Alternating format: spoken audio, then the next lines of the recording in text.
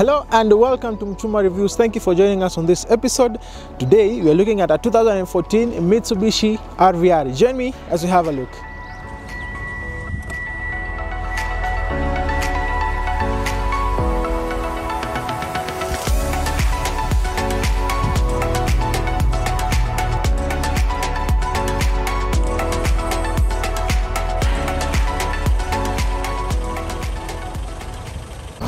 We can start by looking at the front design of this car.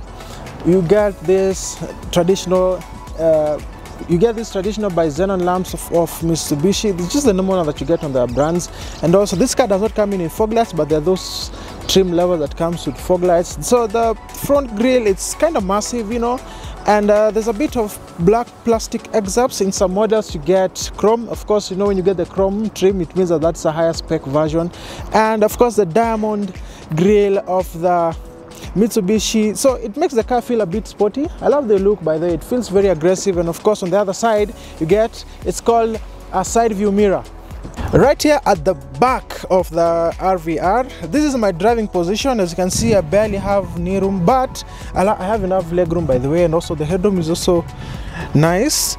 It has fabric upholstery. You do not get armrest. I don't know why, but being a four-wheel drive, get a bit constriction right here, so it interferes with the leg space. But again, 3 adults can fit in, but I'm not quite sure. Oh, actually it is, yeah, I can. Maybe not someone my size, but an adult can fit in here perfectly, even for long trips, because it's also very comfortable. Isofix child seat anchors here for your safety, and yeah, it's a good place to be in. Now let us look at the front seat.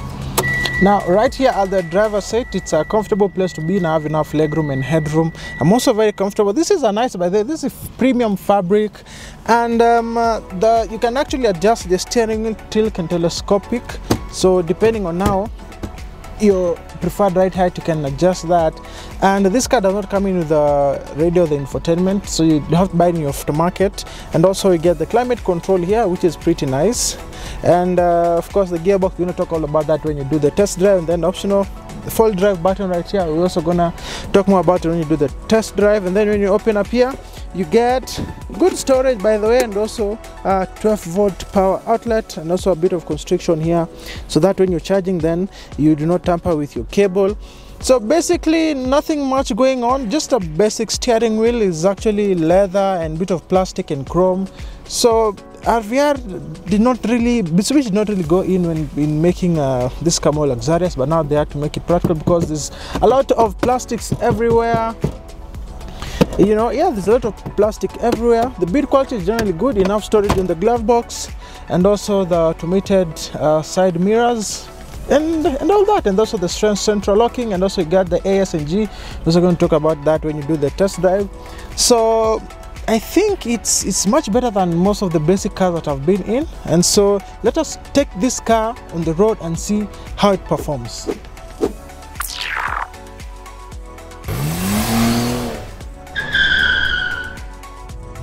Cruising inside the Mitsubishi RVR, and the first thing you notice when you're inside is a lot of road tire noise. Mitsubishi do not focus on soundproofing in this car, and that's why I said that if you're maybe looking for luxury, then this is not your ideal brand.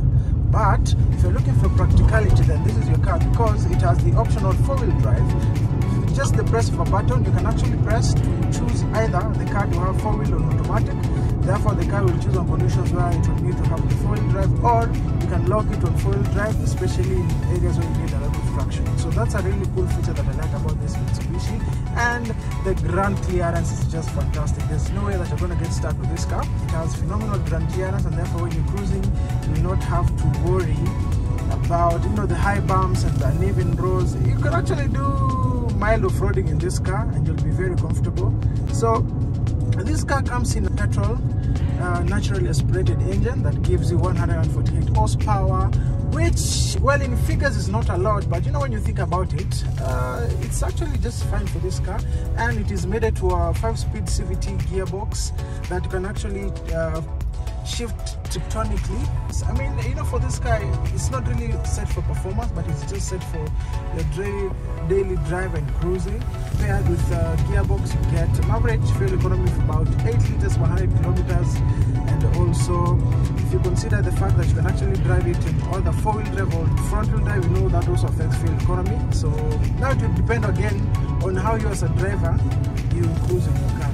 So as part of the safety features in this car, you get the child seat ISOFIX anchors. You also get the front airbag, and also the side and curtain airbags, which is also actually good that in a situation where you get an accident, then you're guaranteed that at least you'll not be hurt. And also you get what you call the AS and G. These are just the auto stop and go. This is whereby when you're cruising in traffic and then your car comes to a complete stop, power is cut down from the engine, and then you feel like the engine is shutting down, just to help you save in fuel economy. And then when you release the foot off the brake, the engine powers up again, and then you continue on cruising. So generally the ride quality is good. There's body roll, yes. I mean, because maybe it's a crossover, so there's high chances of body roll. So, but if you just, you know, drive it normally, I'm sure you're gonna have a very smooth ride. The suspension is nice. It's very comfortable. The seats are nice.